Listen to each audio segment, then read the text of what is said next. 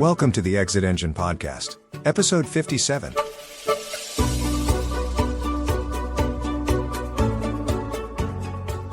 The thing, John, about exit planning is that people don't know what it is, and I think a lot of it is the fact that it's also doesn't feel like it's imminent, right? Yeah, it's like eating. It's like, and we've talked about this before on other venues, but like it's like eating well and exercising, right? So like everyone knows that you need to eat well and you need to exercise, but like, you know what? Like I'm on vacation this week and I'm going to eat onion rings. And I don't want to like exercise. I don't want to do crunches. So I'm going to put it off.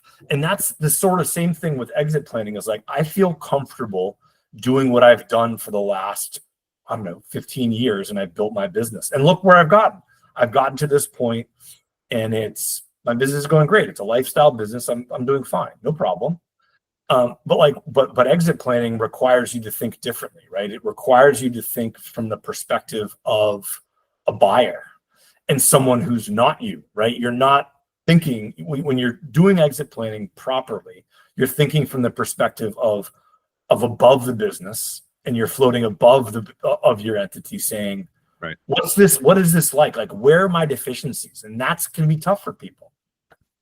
It requires it requires people also examine themselves, which as we know is a hard thing for human beings to do. Right. I mean, it does take a little bit of yourself and figuring out what is that you want and getting clear on some goals and things like that. But even so, I think that the reality is that what most people are just unaware of is that what exit planning will do for them, even in the short term. And so today, what we wanted to talk about on the Exit Engine podcast is what can we teach you today that will actually help you increase your company's value and saleability in the next year. Right. So let's what we want to do today is set the stage and say, hey, look, here are the things that if you do these things right now and start today, that within the next year, you can raise your value and saleability somewhere between 50 and 150%. Yep. Now that sounds like a lot. Okay. To double the value of my business. Right. Because here's what people think that their value of their business is. People think the value of their business is their top line revenue. Yeah, right? or they have some sort of outsized number about it's 4 times revenue, or there's some metric that they've heard that like the guy down the street or the guy that they were playing golf with said that their business was 2 times revenue, whatever, or whatever that business happened to be. Right. So, but the reality is, again, when I think about the value of my business, especially if I'm not in an exit mindset, right? What I'm thinking of is I'm not thinking about my business as an asset. I'm thinking of my business as the money it creates. Well, yeah, and oftentimes not only that, but you're thinking of it as like a lottery. Some people think of it as like a lottery ticket, right? So in other words, they're not thinking from a metric, or it's like, oh, I would sell my business if someone would buy it for $10 million, right? Like, and your revenue is 2. It's like, well, yeah, I think anyone in the world in their right mind would do that, but that's not realistic. Just like, again, lottery is a tax on people who can't do math. So it's like, it's like you can't think in that way. Right. And the reality is you need to think a little bit bigger than that, right? And so there is, and by the way, there is short-term value that's created by doing this as well, right? There's a byproduct of exit planning that is the here and now. It is the notion of being able to go through this exercise and examine your own business, understand what a buyer will see when they look at your business, and being able to adjust those things in the positive, right? To be able to make that something that is going to be, that's how you get saleability. Right? You get saleability not because one person wants to buy you and luck out in the lottery example you just gave, but because potentially multiple people would be interested in you. And if you can get multiple people interested in you, that is going to increase your value in the eyes of all those people. Right? But at the same time, when you start to put into place the things that we preach about your business, understanding your financial picture for real, being able to create reliable projections, right? Being able to look at calculating your profitability the right way, right? There are a bunch of things that you could be doing right now that would be optimizing your business and raising its value right away, right? Yeah. Without going out and getting another client, right? Which can take months, right? Without going out and making some giant acquisition of another company that could take months, to come and a lot of cash, right? Without making a brand new segment of your business that's going to require capital to be able to get going and things like that. Right. Without magic tricks, right? These things we're going to talk about are tried and true things you can do right now. Start doing right now. That's it. And the reality is that when we teach these things inside our new Exit Engine platform, which we'll talk about a little bit later, these are the things that you're going to get, right? And again, as John said, this isn't magic, right? There's nothing here that's magic. It is simply a matter of, sometimes it's a matter of getting rid of the noise, right? And being able to actually see what's actually there, right? Without the distractions. And so the first thing that we teach people when we're going through this, whether it's with Exio or on our Exit Engine platform, is creating an exit mindset, right? And that whole thing, again, call it an exit mindset, call it I used to call it a meta mindset, right? The management of being able to, the idea of being able to manage your business at this level above where you can really see everything. I don't know how many fishing people are out there, but these boats that have these things called tuna towers, okay? Which is the ability that the reason that they do that is because it gives the captain, right, the person who's controlling the boat, and a view of everything around the boat that's going on, right? I can see a distance, I can see the lines in the water, I can see the people on the deck, I get a better view of everything that's going on, and it helps me make better decisions. If I am driving the boat inside the boat all the time and never walk out on deck and never look around at what's going on and never listen, right? And all I do is just listen for stuff or not listen to the feedback that I got on the deck, I don't have a good view of what's happening, right? And so the first thing is being able to set yourself up with the right view of the company. Yeah, no, you're exactly right. And I love that analogy because, again, most times the captain isn't the one that's got, rods in the water, right? On the tuna boats that I've been on, is the captain is the one that's making sure that everyone else is sort of doing their own things and removing, and getting to the right spot so that if he can see the fish running and he can see things on the horizon, boats right, catching fish, that he heads to that area. And that's the exit mindset is you're at the top of the boat. You're at the top of your business. You're not selling your product. The product that you're selling is your business. And that's the mindset and the perspective you have to have in order to properly, again, acknowledge the flaws, acknowledge the things that need to be improved, look at the business from I don't want to say rational because you're thinking about it rationally, but sort of a detached view of what can be improved. Where can I go where the fish are? That's it. That's it. And then also, what if lines are tangled, right? Like there's efficiency. There are things about that. Maybe I need more lines in the water, right? Whatever those things are. The idea is that it's not just about catching more. It's all about catching more fish, but it's also about creating the ways in smoother ways to be able to catch more fish, right? Opening the doorways, clearing the path of junk that's in the way, right? And the same thing is true when you consider your business, right? That one day you want to sell your business. So let's just say, for the sake of argument, okay, that one day you're going to want to sell your business, okay? And maybe that day is 5 years away or 10 years away or whatever. It doesn't really matter, okay? But what it will take for you to sell that business, okay, is to be able to examine the business as soon as you possibly can and set that business up set that trajectory for exit success, which is different, okay, than just setting it up for revenue success or just for profitability success or just so that I have enough money to be able to, to be able to send my kids to good colleges or whatever, right? So it's larger than that. And I think that what most people miss too is that the good news is, while that seems like a long way away, okay, or it might seem like it's down the line and I've got bigger fish to fry, no pun intended. The reality is that it's the frying of those fish right now directly relates to what will happen to you down the line. And the understanding of that, the linking of it together, and the decisions you make around those things are what sets you up for exit success, even if you're 15 years away today.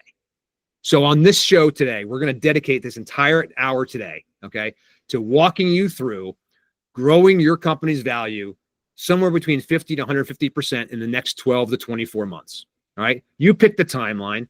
You pick how long you have. That's up to you. Right. What we're going to do is tell you the things you need to examine, the things you need to look at. Right. And give you a general kind of roadmap into how to do this. Okay. And I think that what we want and we hope to get out of here, and today in particular, is we really want your feedback today. Okay. And I know we ask for this all the time at the end of the issue thing, but I'm going to make a kind of a case for it right now. We want to hear your stories. Okay. We want to know what you've done. We want to know what you agree with, what you disagree with. We want to hear from you, right? We know you're out there. We know you listen, right? We know you're there, but we want you to feed back to us. Okay. So at the top of the show today, instead of at the bottom, we're going to say this. You can reach out to us directly anytime you like. Okay. You can email me at my main email address, which is Joe at myexitengine.com. You can email John, JOHN at myexitengine.com. You can subscribe to this podcast. You can leave a comment on LinkedIn. You can talk to us. There's so many ways to get in touch with us. We want you to do it. We implore you. Okay. We're asking you to come and say, what you said on the podcast really made me mad, or what you said in the podcast really helped me. Either way, we really want your feedback. Right, John? Exactly. Yeah. Because again, what we're going to go through here are tangible things. And, some of them, to people listening, were like, oh, I can't do that. And there's all sorts of blockers you're going to put up to why you can't do this, why you can't delegate, why you can't, switch your accounting, or why you can't do all the, your timeline. You can't figure out your timeline. The thing about all those things is, yes, you can, and they can all change, right? The point of doing these things, a timeline, is by definition, the timeline is going to change. If you think you're going to, my mother wanted to sell her business, and one of the conversations I had with her was, I want to make it through one more season. And she'd usually say that about September, when it started to get crazy, because the busy season in the candy business was around Christmas. She's like, I can make one more season. And so that gave us like 16 months in order to sell the business, or I'm sorry, 12 months in order to sell the business. Like, okay, great. Let's get started on doing things now that you can prepare, so that next August you can be ready to sell the business. That's it. And again, that's a context where you are a year away, right? But the other thing to know is that you should be, right, a good business has an eye towards this the entire time. Again, it may not be your full-time job. It shouldn't be, okay? You've got lots of things going on as the founder and owner of a business. We know, believe me, okay? The fact of the matter is that we carve out twice a week the ability to, right now, an hour and a half to record this podcast. Right. And the reality is it's not for a lack of things to do. Right. But because we, again, same thing, we're running businesses, or working with clients. We're doing a lot. Right. So the first thing we're going to ask you to do, okay, is to step back for a second. Okay. Take a deep breath. Okay. And realize, and just admit to yourself, okay, that there is more you could do to make your business sellable and more valuable. Okay. So that's the first thing. And by the way, that's true for everybody. Okay. But I want to give it some context. And that is that it's okay also that your business isn't ready, because most businesses aren't. Okay. And in fact, we also know, and we've said this statistic 100 times over the course of the last 53 episodes of this thing, 80% of businesses will just die on the vine. They will just go away and disappear and never amount to anything. And that's after the 5-year mark. Okay.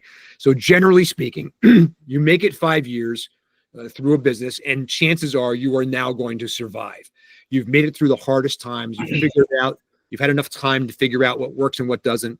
And generally speaking, you are now surviving if you get past the 5-year mark. It is a generality, okay? But we see it works itself out to be mostly true. So I get that past that 5-year mark. Now I'm in a situation where I think I can continue, and that's great. Okay. I figured out the process. I figured out some stuff. I've got some clients or some customers or whatever. I've got some people. I'm firing, kind of on all cylinders, and that's where the magic starts to happen. Okay. Now there are going to be some other rough periods that pop up. Okay. Getting over that first $1 million hump is hard. Getting over the $5 million hump is hard. Getting over the $10 million hump is hard, right? There are things that happen, and the nature of the business changes over time. As it grows, it gets larger, right? It gets more people, ostensibly. There's more revenue. There's more parts and pieces and processes and things like that, right, John? So as the business grows, it only gets more difficult, not less.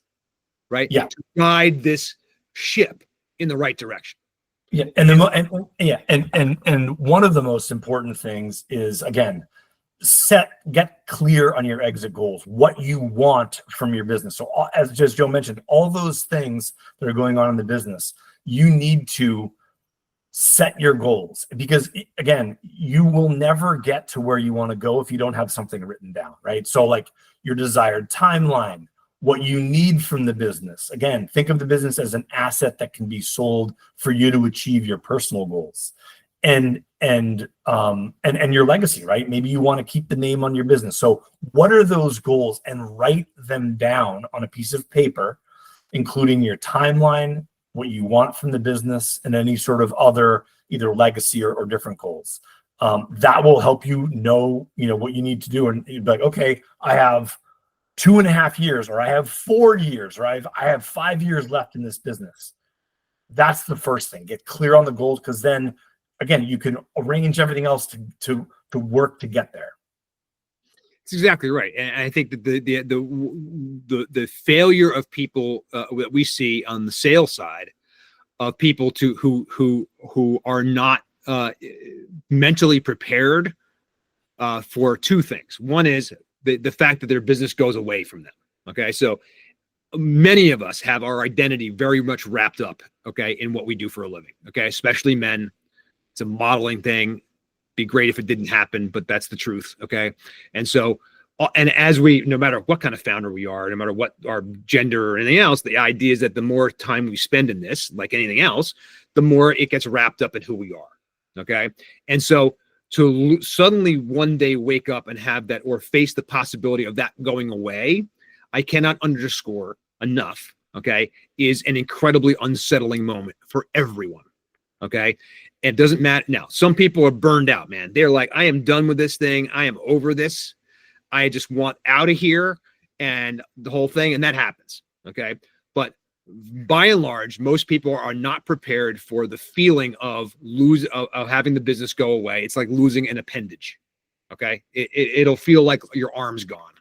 Right. So the first thing is to prepare. How do I prepare? How do I hedge against that feeling? This is what John said, right? Which is understanding what it is that I'm going to do next. Right. Am I going to retire? Right. Am I gonna take this money and go travel or and do something else? Am I gonna take this money and go start another business? Right? Am I gonna make an investment? Am I gonna go and be a VC? Right? Do I want to be an angel investor? Do I want to go out and become an exit engine advisor and help people with their own, get through their exit strategies and stuff like that? Right?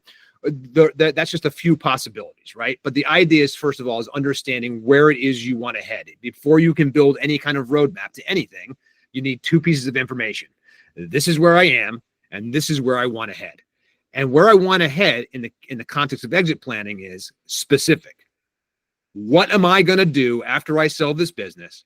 How much money do I hope to get from this business so that I can do that stuff, right? And how do I want it to be arranged? What are the terms I want, right? Do I want to pay myself and get a big giant lump sum of cash, which is going to have tax implications and plan. We'll need more planning and things like that too. Do I want to sell it to my employees? Am I going to pass it on to my son or daughter or my niece or my nephew or something like that? Right? Do I want to have we've seen cases where I get a lump sum of cash, but then my wife gets paid in perpetuity, as long as she's alive. Right? I mean, there are all kinds of terms out there, right? And the reality is the terms that you want can be gotten, right? And the way that you're going to get them is first by identifying what they are. And then the next thing you're going to do is you're going to drive the business towards those things. You're going to make the business as sellable and as valuable as you possibly can. Because the more saleable and valuable your business is, the more likely you are to get the things you want. Yeah. And so let's assume you have that, right? You've done your work, you've put them onto paper, and now so you have where you are now and where you want to be. Right. And so what you really need to do next is you need to assess where you are, and not just assess where you are from your perspective, but you need to assess from and we have an assessment. So we call it the total exit value, right? What you need from your business, right? You've said, I need $8 million and your company is worth $3 million. Well, there's a gap there and you need to sort of reverse engineer your plan to get there. There's projects, there's things you need to do to get to close that gap between 3 and 8. And the best way we've found is to take an assessment. There's all sorts of assessments out there. There's valuations and everything. We find that our assessment is quite good and puts people in the mindset of, it asks questions, provides answers, and gives you a plan, provides a skeleton plan to help you close that gap between the current valuation of what you are, the current assessment of where you are versus where you want to go. Exactly right. And so again, clear on your exit goals, understanding where you are right now by assessing the business in this facet, right? This isn't, again, you may have specific problems or issues in your business that you know. And when you go to try to solve those things, you are taking those things and separating them out and examining those things, obviously in context, but also then on their own. And you're coming up with a plan for that specific thing, right? And hopefully over time, you solve that challenge or you improve that something that's been lacking or whatever it is, because you've taken, right, a bespoke, specific action toward changing it, right? The same exact thing is true when it comes to what we call exit planning, right? Which is really at the end of the day, just really good, right? Strategic business planning. Yep. Okay. You have two things that you can control. Okay. The value of the company, meaning that its financial performance, its profitability, it's the way it grows. Okay. Where the direction it's growing in, you can control those things to some degree, right? Then there's your sellability, right? And your ability to be able to, is this entity, right, transferable to somebody else who can then take it on and run it and grow it themselves and whatever. And the more that you're able to do that, the more packaged up, the more de-risked, the more attractive it is, the more it's got repeatable processes, the less it has you involved in it, right? The better your management team, the better, right? These are the things that create value and salability, right? And so your plan is going to, again, as John said, you're going to start here. You're going to know where you want to go. You're going to examine the business. Okay. And our total exit value system allows you to do that. It's going to show you 10 different areas of the business that you need that are going to help. And it's going to start asking you questions about those areas of your business. Okay. And the questions in exit planning are far more important than the answers. All right. Because if you don't know what question to ask, if you don't know what to examine, if you don't know the things that you can look at and try to lift up the carpet, the rug, or whatever, and look underneath, right? Well, you're going to miss out on intrinsic value. And that's the fastest way to actually grow your business right now. Yeah. And we know this because we've talked to buyers and we deal with buyers all the time. And I don't want to say it's rinse and repeat, because a lot of times, each firm that we deal with has its sort of nuances, but in general terms, right, the buyer of a business wants to ensure that the business is independent of the owner, right, is it can be purchased, right? It goes back to what Joe was just saying before, was about salability. Is salability, the flip side of salability is buyability, right? Is a buyer doesn't want to buy an entity that's dependent. We've said this, I've said this a million times, but dependent on the owner who's going to be going on to his next thing, right? That could be, he could be a VC, she could be going into a different business. You don't want to be calling that the old buyer of the old owner of the business when you own this business and saying, hey, how do I reorder the mats for the machine? Oh, no. That's not the way it works. It's you want to buy a business that's turnkey, that can be turned on. The buyer's there as an advisor, the seller's there as an advisor, but you are operating the business as a new buyer, either detached or involved to the extent that you want to be involved. But that's a key thing, is buyability is the flip side of saleability.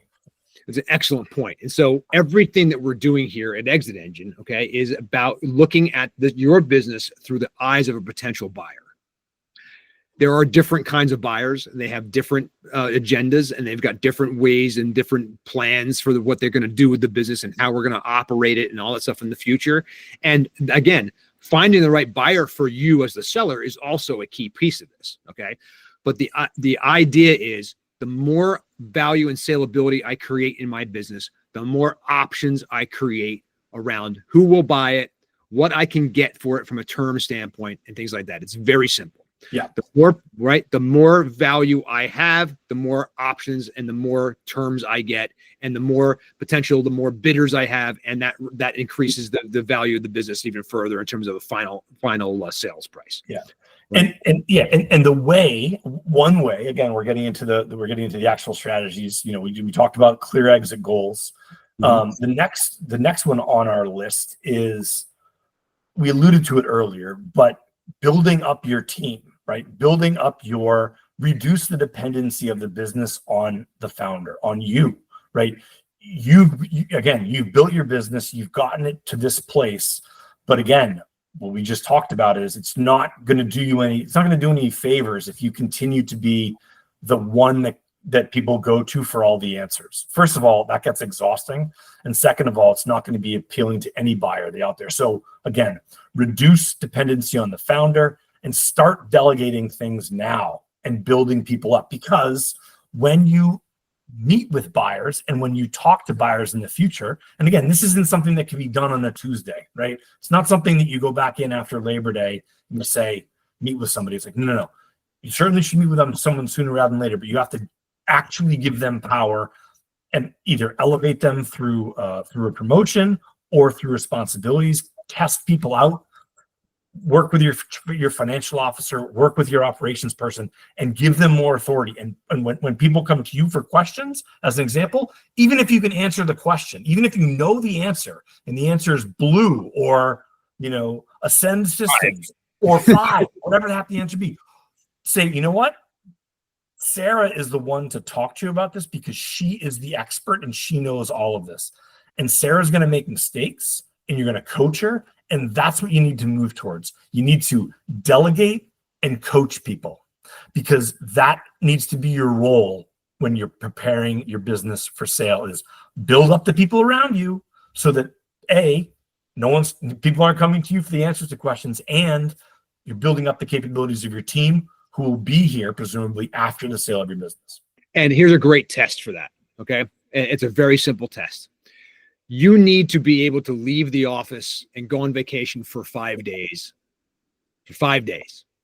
Okay. Without someone from the office contacting you. And without, sorry, I'm going to step all over your toes, and for you to not go and ask about how things are going, right? Mm-hmm. If there's a fire, okay, fine. They can, but there's, very rarely fires, knock on wood. Hopefully that doesn't happen. But if there's some sort of catastrophic event, you can expect them to contact you. But if it's business as usual, don't contact them, and be very clear with, don't contact me. I'm at the beach. Don't contact me. Don't do your own thing. Figure it out. If there's a fire, contact me. And so if you can pass that test, then you're going to move to the next test, which is, can you go 30 days? right? But the idea here, okay, is that what we're trying to point out is you have to, in order to sell your business to somebody else, it has to stand alone without you. Okay. Now, there's a transition period, there's an earn-out, there's lots of things, there are lots of idiosyncrasies and ways that people want, the buyer wants you involved for the first couple of months or years. Okay. They want that transition. They want to get all your learning. They want to make sure, they want to pay you because they want to make sure that they haven't made a mistake, right? There's all these reasons for their earn-out period and for things and for you sticking around a little bit as an advisor or consultant. Okay. But in general, okay, the buyer does not want you. The buyer wants the company that you built, right? And that runs on its own without you, period, the end. And that is, if you cannot get to that point, you will never sell your business. I'm telling you right now. Or you'll never sell your business for A, what it's worth, and B, what you want. Right. And I would say, like I said, I will stand on the fact that, again, you will not be able to sell it. Okay. And again, look, you might give up and might give in on something or whatever, or other things, or you might be able to sell it at a fire sale. All right. That's not what I'm talking about. I'm talking about your terms. Okay. If you want to get what you want on your terms and the way that you want it, which is what we're all about. Okay. What we're about is getting the sellers what they want, what they deserve, what they have earned over time, right? But we know, we're telling you that if you can't get out of the way as the owner of the business, it is going to be almost impossible for you to move forward in the way you want. All right. So that's just it. It's just that simple. And again, you can ask anyone. Okay. It's not just us saying it, right? So that's that build that strong, that leadership, and then the succession plan that goes along with it. I will also add to that, John, because what people need to know is, like anything else, is what happens if, right? So we talk all the time about the 5 Ds. We talk about the ways that most people exit their businesses: death, divorce, disability, disagreement, or dissolution. Those 5 things are the way that most people will leave their businesses. Okay. And so what you want is to be able to hedge against those things, right? It's also about the succession plan, because we want to hedge against the 5 Ds as well. Part of your exit plan should be saying, what happens if? What happens if I die? What happens to the company if my wife and I get divorced, right? What happens if our partners disagree, right? And there's a falling out in the partnership suite, right? What happens if we suddenly lose 3 clients and we're starting to go out of business? Okay. These are the things, these are the real life things that happen and get in the way of most people's, the best exit plans.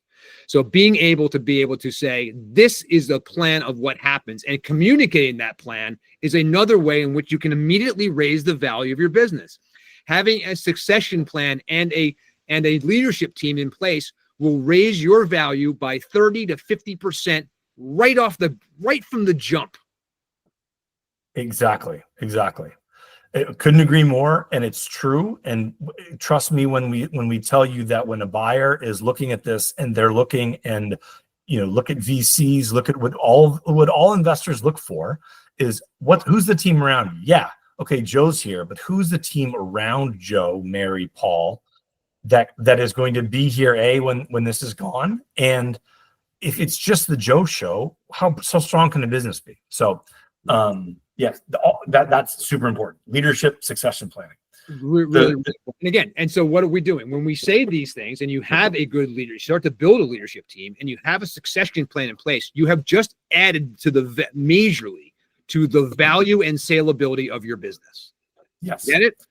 All right. So now you're in a place, right? So that is you. And what have you done? Have you raised the revenue? Not necessarily.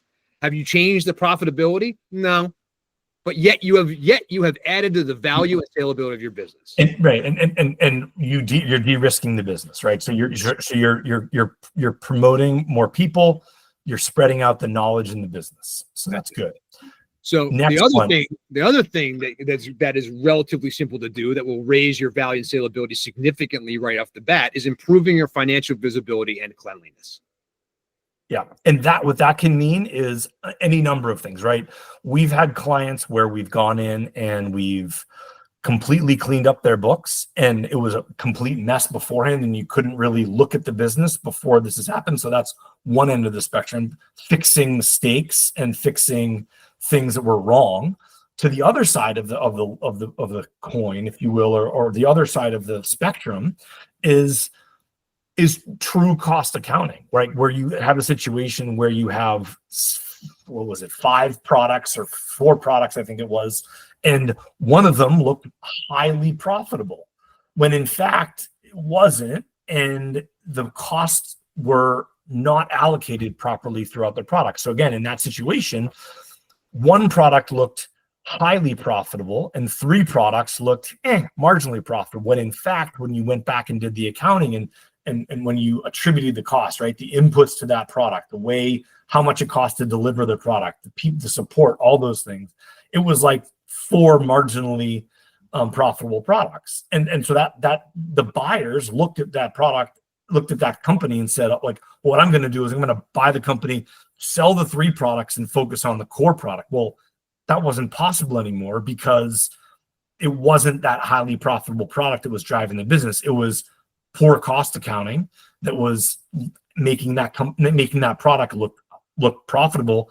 They couldn't shed the other 3 products because there were people actually supporting the core product that were not on the books as supporting that core product. So it's a long way of me saying, upgrade your accounting, go from cash to accrual.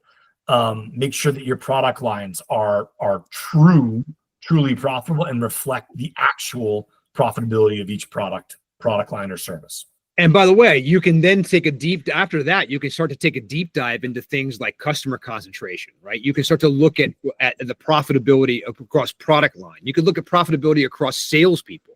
You could look at profitability 9 ways from Sunday to get a better picture and more accurate picture of what your actual profitability is. And when you do that, now you've got a real benchmark to be able to figure out ways in which you can improve your profitability, right? As an example. But the most important thing is what we're saying here is that most people are incorrectly accounting. If you can change the way that you're accounting and make your accounting more accurate, you have just upgraded your business's value and saleability because it is transparent. It is visible. I can share these financial data, these documents with a potential buyer, and that buyer will easily and correctly be able to look and examine the business and say, yes, this is a good, healthy, stable business that I want to buy. If they have any question about what's real or what's not, or anything ever gets put in their head about things being off or not right, or 2 things not matching up, okay, they will either walk away, okay, right away, right? They or at the very least, they will start. This is where they start to basically drop the asking price, right? They are purposely looking for things that they can use to be able to change the price that is being discussed to make it lower for them. They are looking for deals.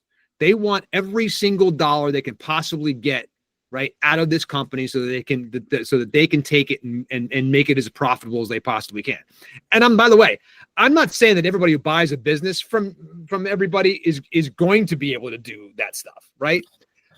Just to be clear, we're making the buyers look like heroes here, okay? But I want to be clear is that it's a matter of what it looks like through the buyer's eyes when they are taking their capital, however they're getting it, and they are investing it in a business that has been around for 30 years. And again, a business has been around for 30 years is a good thing, right? Yes. And just to get back to, I want to make another point about accounting is like, rest assured that the people buying your business and the people that are in charge of that money that's going to eventually hopefully go to you when they're buying your business, they understand accounting. They understand finance. So you have to have either a financial officer or an accountant or someone on your side that is accurately understands accounting. And it's the language of business. So if you don't understand it, you need to have someone that does understand it. And also don't completely outsource everything, right? You always want to ask questions. If your finance person is outsourced, you need to know enough to ask them the right questions, just like exit planning.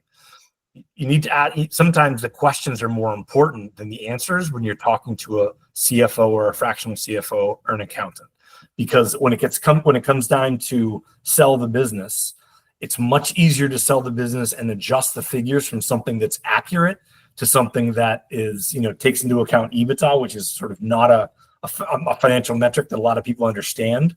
But when you're changing how you're accounting and how your business looks from the outside, and you're using a concept like EBITDA, you must have the core business function and core business accounting operations set so that you can look at it from an EBITDA perspective.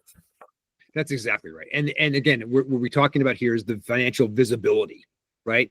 What you're trying to do is to create an accurate, repeatably accurate measurement, okay, of the business, and the ability to be able to have other people be able to read the business by looking at the financials. Yeah. Right. And as Joe mentioned about something else earlier, about the succession planning, this isn't increasing, maybe it increases revenue a little bit, but this isn't getting new customers, right? This is blocking and tackling, to use a football analogy, to get down to the core business, is making sure that your business is viewed appropriately and accurately from not only the inside, but from the outside. That's exactly right. And again, we haven't yet. How much money have we spent? Okay. We haven't put a lot of money. We haven't made a major investment. We haven't yet had to go and get capital to do any of this. Right. So the reality is that this is relatively simple kind of back office things, okay, that you're able to do without making major capital commitments, right? This is not, as John said, this is not about going and establishing a brand new market or going into a new territory or building a new plant or anything like that. This is just simply the matter of saying, look, this is what I have. This is the examination of where you are right now. And this is a large part of your gains will be found here before you even worry about, about real, like what we think about as growth. Yeah. Right. And the next one, right? This can be growth, and growth can be a good thing and it can be a bad thing, right? So this is talking about diversifying your customer and your revenue stream. So just as an example, right? So if you have a concentration of customers, either the concentration is in one particular customer and they represent 40% of your revenue, or 60% of your revenue comes from one segment of the business. Let's say it's industrial sector or something along those lines. So there are possibilities where you can increase your revenue and actually increase your customer concentration, right? So if you, in the case of industrials, you get another industrial client and something happens with industrials or manufacturing or whatever it happens to be, or tariffs come into play, and you can actually decrease the value of your business by getting more revenue. And the way you could do that is getting another industrial customer, and someone comes to you that's buying your company and say, hey, look, with all these tariffs or whatever happens to be on the horizon, I don't want to be this leveraged, and 65% of your business now, and it was 60% last year, 65% is now in industrials. What do you say? That is a legitimate concern for a buyer. And the way that you need to do this is, again, this isn't something that can be done on a Tuesday, like the succession planning. This is something that needs to be strategized, needs to be thought about, and to say, look, salespeople, people respond to incentives. This is one example of the way to do this. And Joe has other ideas as well. But like, one way to do this is to get new customers, incent them to get customers outside of your industrial base with money. So you can reduce your reliance on one or two customers. You can increase the incentives you have for salespeople to get something out of your core industry or a geographic region, or whatever the concentration of your customers happens to be. It's really important for a buyer because they're going to discount the value of your company if the revenue from your business is too concentrated in any one thing. Especially, and again, that's going to, as John pointed out, look, the tariff thing, right, is a right now thing, right? Is that always the issue, across time? No, there are other things that enter into it. But the idea is that based on your business and what you know about your business and your industry, trying to make sure that you're diversifying your customer base as much as possible across clients, across industries, across vertical markets, whatever that is always going to be better than if you have a higher concentration in any one category. Now, the other thing is to basically increase, how do I increase revenue streams, right? And how can I do things like shift to recurring or reoccurring That's a great point. whenever possible, because that's the being able to see recurring revenue, especially on a monthly basis. An annual basis is really great, but on a monthly basis where there is constant revenue coming in that can be counted upon, right? That is security. Okay. An example. Okay. People who have people who deal in government contracts. Okay. Businesses that deal in government contracts are thought to be more valuable businesses. Okay. And the reason is because those government contracts, by and large, are relatively safe. They're guaranteed, right? If you have a contract with the federal government of the United States, chances are that you're going to that whatever the term of that is going to be lived up to, that the government's going to retain its, the way that it works in America, at least for right now, is, that those deals are held up and the government pays, and they pay on time, and they do all kinds of things. And so that's a very valuable way to go. But if you're not, what happens though if you're not in a business that sells something to the government? Trying to create subscription models, trying to create service compared with product, trying to create new product lines that are basically that potentially could be monetized on a regular monthly basis. Moving from projects to products or services, right? A lot of businesses out there operate on projects, and if you can introduce a product to deliver your service. We did this back in the day, and I've told this story before, but doing projects all the time is tough because you're constantly relying on the salespeople to get more projects and more clients on a monthly basis when you finish those projects. If you can stretch it out to make it an annual contract, that can be, again, that's a valuable thing when a buyer's looking at you to say, what part of this business is recurring? Even if you shift it from 80% project-based revenue to 60, 50, when you lower that, you will increase the multiple at which people are willing to buy your business. And again, these things aren't necessarily easy or fast, okay? But they are, again, directional. And the idea here is that whatever you can do in this thing is going to increase it, okay? And if you added one customer, a new thing, or if you reduced your dependence on one customer, just one, right? You would be raising your value and saleability significantly, all right? Can I put a number on that? I can. If you give me your specific business and your things, I can put a specific number on how much that raises it. Okay. But in general, understand that, again, this isn't major heavy lifting. This is not going out and borrowing money or raising capital or getting a new investor or some kind of long-term infrastructure project. This is relatively easy stuff to do if you are just focused on doing it, right? Number 5, de-risk the business and increase its transferability. Okay. Again, a general theme. What does that mean? It means things like, have you documented all your key processes, right? What's the state of your contract situation? Are your contracts in good shape from a legal standpoint? Do they actually hold up? Are they actually good? Are they uniform, right? Things like, we at one of my old companies, and it sounds really boring, but when you have leases and you have multiple leases for like similar things, and they're in the same format and you're paying the same things, just like your contracts from your clients, right? Leases, you're paying a landlord, but if that's similar and people understand that those things are you're on an annual basis, or your contract with customers are on an annual basis, yeah, those can be rolling, but every month it's going to be X. And only, not having everyone on an annual contract, so not having everyone up on December 31st is key, because that turns a nightmare at the end of the year into an absolute nightmare when every bit of revenue for the company is coming up the 31st of December. You want to have those rolling contracts over the course of the year. I'll throw another thing out there from a contract standpoint that I think makes a huge difference too, and that is that what do your contracts are from a legal standpoint, okay?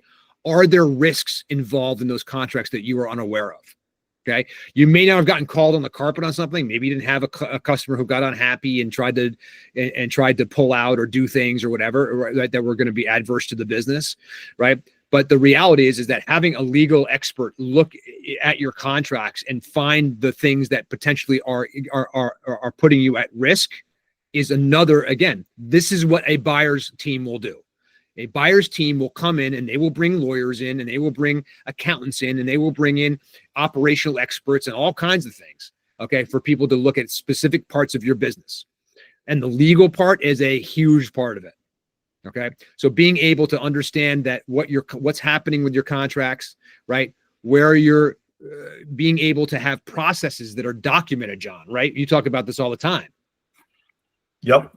Yeah. Being able to again, whatever you're doing, whether it's enhancing your product on a monthly basis, what is the monthly schedule? We had a monthly schedule of, releases we had a monthly release at one of my businesses, at one of my old jobs. So everything would plan for that last Wednesday in the month, that the process would be, okay, code closes on the Friday, the Wednesday before. Right. Testing occurs Thursday and Friday and over the weekend, because we use people overseas. Like, that's the process that people want when they're buying like a digital product. But every business has that process. How your product goes from raw materials, if it's a physical product, or ideas from businesses, if it's a digital product, into a either upgrade of the code or a new widget that you're building. Every business has that process from start to finish. Document it. Ask somebody with consistent improvement and documentation, so that when someone comes and says, hey, what is your schedule? How long does it take you to make a widget from start to finish? Oh, 37 days, 19 days, 6 hours, whatever it happens to be. That's what people want to know. And if they're documented and consistently, and you empower people to consistently approve them and incentivize them to do things, magic happens. They will improve it. No question about it. And when the buyer sees that, and the buyer sees that your processes are documented, and they can look it up and understand it by looking or reading a document before they buy the company. This is the kind of stuff that, again, this is incredible. This kind of transparency and transferability, right? Make it a good deal for the buyer, right? And it also makes it harder for them to discount discount the value. And so, again, what have you done? Maybe you spent a couple $1,000 hiring a lawyer to look through your contracts. I mean, the guys, this is a no-brainer.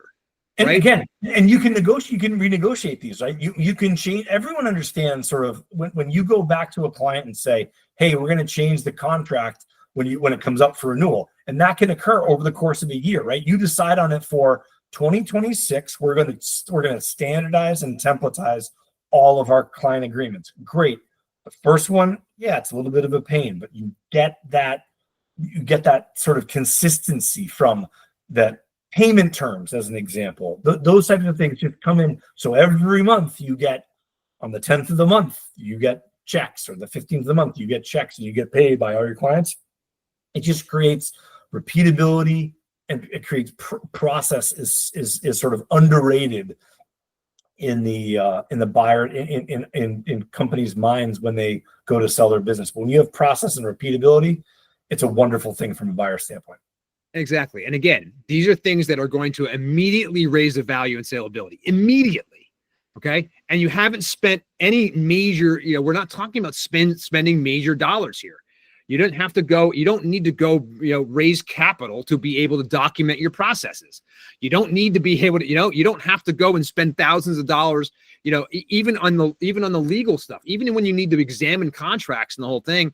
If you don't have a lawyer on staff or a business attorney that you already use, even if or whether you do or not, you're talking about a few $1,000s worth of time to be able to de-risk your company. We haven't even talked about insurance. Right? The ability to look at your insurance to see if you're compliant with insurance requirements and things like that. Again, costs you very little, but significantly raises the value and saleability of your company. Guys, this isn't about going out and doing major heavy lifting all the time. Okay? This is about learning and understanding yourself, understanding your business and where it is and what are the things, and understanding what a buyer wants. That's the triangle. Okay. Get those things, get clear on that stuff, understand where you really exist and where you really are playing and where you're really starting from. Right. And what you'll see is immediate ways to be able to actually change that will actually change your value and saleability. You ask, well, how will I know how much it changes my value and saleability? And the way is that you will come to Exit Engine and you will use our total exit value acceleration calculator and our total exit value assessment to measure it. Very simple. So let's talk very quickly about what the Exit Engine ecosystem we're building, John, what it is, and why people need to come and check this thing out. Yeah, and one of the reasons, right, that Joe mentioned the total exit value score. You're going to do that right when you join Exit Engine. You're going to take the score, and then you're going to go through what we just talked about, right? You're going to go through the process of assessing your business. You're floating above your business, if you will, and assessing it from a non-emotional standpoint. You're going to do those things, right? You're going to do those things we just talked about. You're going to create a succession plan. You're going to make sure you have enough insurance. You're going to clean up your books. You're going to diversify your customer streams. Again, that doesn't happen on a Tuesday. It happens over the course of several Tuesdays, right? Months, quarters. Again, everyone knows how long your sales cycle. You know how long your sales cycle is. How long is it going to take you to get a new client who's outside of your concentrated area? I don't know. Could be 3 months, could be 6 months. However, you're going to work on that. And then once you come back and you do those things and you take your assessment again, you're going to honestly answer those questions differently because you've consciously worked on your business. The first time you take the TEV score assessment, you're going to get a score based on what you've done so far. But when you consciously work on your business and you do the things we talked about earlier in this podcast and throughout all the other episodes we've had and with all the other guests, you are going to honestly answer your questions differently because you've worked on your business. And your score is, guess what? It's going to improve. It's going to get better because you can take a vacation. You can not get contacted for 5 days. Your revenue concentration is going to be less than it was in when you first took the assessment. And you're going to answer the questions differently. So your score is going to go up. And that will increase the value of your business and the saleability of your business to a buyer. And it can go up 50%, it can go up 100% based on the things that we just talked about earlier in this podcast. And the best part is that we are building a platform right now that you're going to be able to access, and you're going to get all this information from.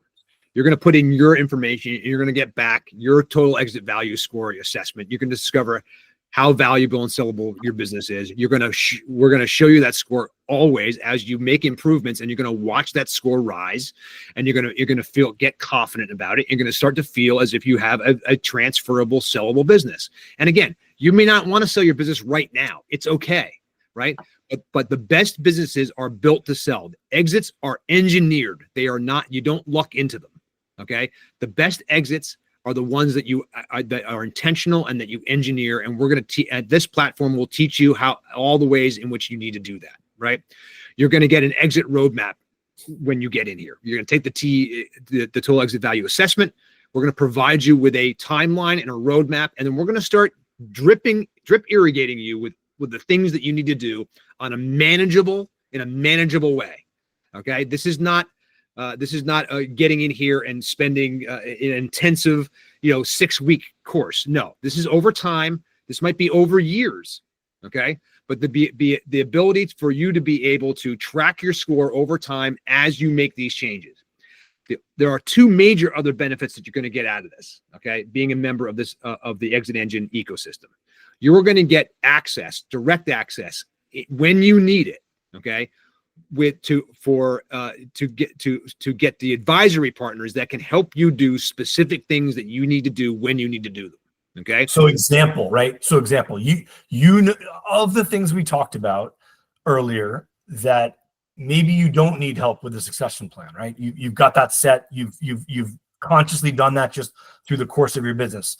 You don't need that, but you do need a person to help you with your goals. You need a person to help you with diversifying your revenue streams, and you need to clean up your books. those people are in our advisory partner network and are part of the Exit Engine community. So they are there as a resource to you, and there's a profile page on them, so you can differentiate between the people who can help you with your accounting and finance versus the people who can help you with your sales. Because let me tell you, folks, it's not a one size fits all here. We have a diverse group of experts in the Exit Engine community that work on the discrete projects with you. So it's, again, not a jack of all trades. It's a finance person and an accounting person to help you with finance and accounting. It's a salesperson or a sales pod that can help you with sales. And it's a leadership development or a goal expert, someone who can help you with goals, who really understands how people to set goals and achieve those goals. And any of the people that are right, we cover basically every single area of business. Okay, so if you need legal help, we've got that. We've got help with marketing, with sales, with HR, with basically every stripe and facet of kind of functional business area there is. Okay, and you got multiple choices. Okay, not everybody's right for everybody. There's geography, there's vertical market specialty, personality, all that stuff. But what you will find is that these people are there. They are actively participating. Okay, they are creating content, right, that is usable in the whole thing because you're in there, and a lot of that stuff is going to be stuff that you're going to find very valuable. Okay, in addition to that, okay, so you've got this content, you've got this learning, you've got these tools, you've got the advisory partners that you have access to, and the other thing that's really is huge is that you have access to each other. What does that mean? Well, everybody here is a founder of business. Everybody inside Exit Engine is a founder, a business owner of some kind, even the advisory partners. Everybody can identify with what you're going through as an owner. Okay.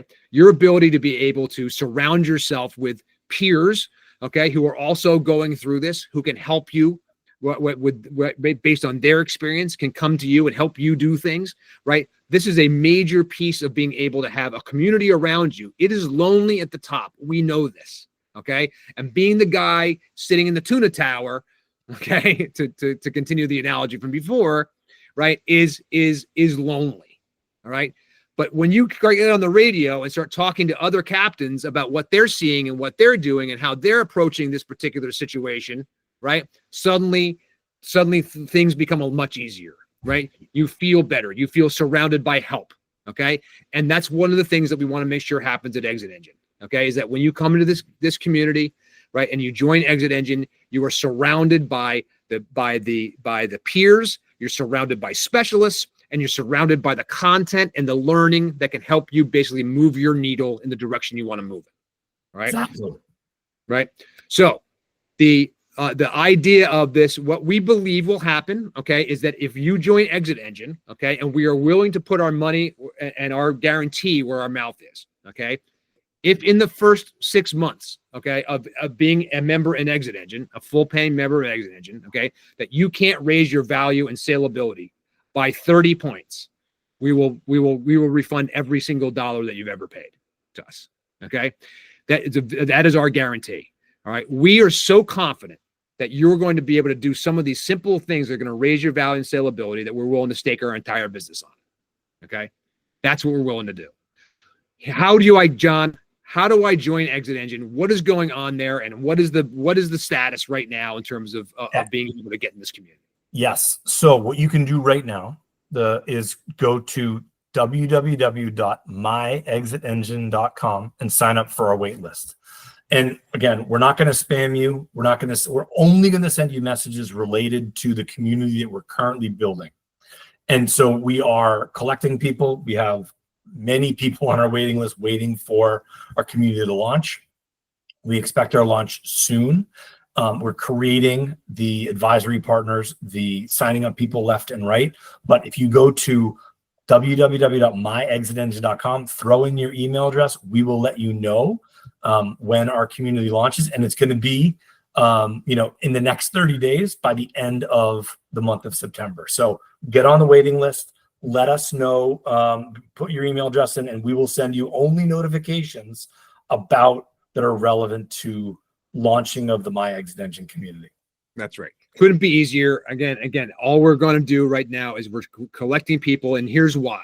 Okay, because we want a vibrant, right, viable, right, thriving community. Okay, and we want lots of people to kind of be there at once. Okay, and that's why that's why we're doing it like this. So getting on the wait list is going to basically help you be one amongst the first people to get into Exit Engine and experience the entire thing. We're going to have a special around it and all that stuff as well. So we'll talk a little bit about that in upcoming episodes, and look for our posts on LinkedIn in particular. But listen, the bottom line is this, John, if you are a business owner or a founder who is serious about growing the value of your business, about growing its salability, about having options for what your business can do down the line, about you're concerned about your legacy, right? You want to get exit ready, right? You don't want to wait. You want to do this right now. So we're imploring you to join Exit Engine, get on the wait list right now. We're gonna get you into this community in the next month or so, right? And you're gonna start being able to do all the things that we're gonna teach you exactly what you need to do. One thing we should point out is that the other thing that you're gonna get as part of this community is that you're gonna get coaching from us, okay? Us and our staff, okay? All of whom are certified exit planners, all of whom understand exactly what you're going through, most of whom have been through this themselves as owners, okay? You're going to be able to get expert advice, okay? And you're going to be able to get it on a regular basis, okay? There has never been a community that has done this before, okay? This is the very first community of its kind. I know there are communities out there, and there's all kinds of ways that people are collaborating and all that stuff, and it's all good, okay? This doesn't mean you shouldn't be part of those things too. But what this is specifically around your ability to be able to grow your value and salability, right? So that you can exit on your own terms, okay? There's much more that will be coming down the line on this. So many things that are going to happen in here. We're going to be able to bring you buyers. There's all kinds of things that are going to happen. For right now, go to myexitengine.com right now, put in your give us your email address, and we're going to tell you, we're going to invite you to a place that you can actually get in and join Exit Engine and see what it's all about for for yourself. Okay. Guys, very important episode today. John, again, thank you so much, for being here. Guys, we gave you 5 things that you can go right now and do right now. And they're not going to cost you a lot of money. They're not going to make you join anything right now, but there are 5 things that you can do right now that you can act that will actually majorly contribute to your value and salability. Right. And while you do that, you can reach out to us directly. Joe mentioned earlier, I'm going to say it one more time, Joe, J-O, at myexitengine.com, or me, John, John, at myexitengine.com. Reach out. If you're implementing those 5 things, you have questions, drop us an email. We're more than happy to send you a note to help you guide along the way. But do those things. Think about them. What's the biggest one? If you only take one, just take one in the next 15 days before Labor Day. You've got time. Do it now. And watch what happens. Exactly right. Guys, thank you so much, John. Absolutely. Thanks for listening to the Exit Engine podcast. My name is Joe Stapleton. As always, my partner, John Kniff. Guys, go to myexitengine.com right now. Sign up. We'll send you an email. We'll get you involved in here, and we'll start raising your value and salability right away. Sound like a plan? Excellent. Thank you so much for joining us. We'll see you guys next time. John, thanks a lot. Have a great day. Thanks, John.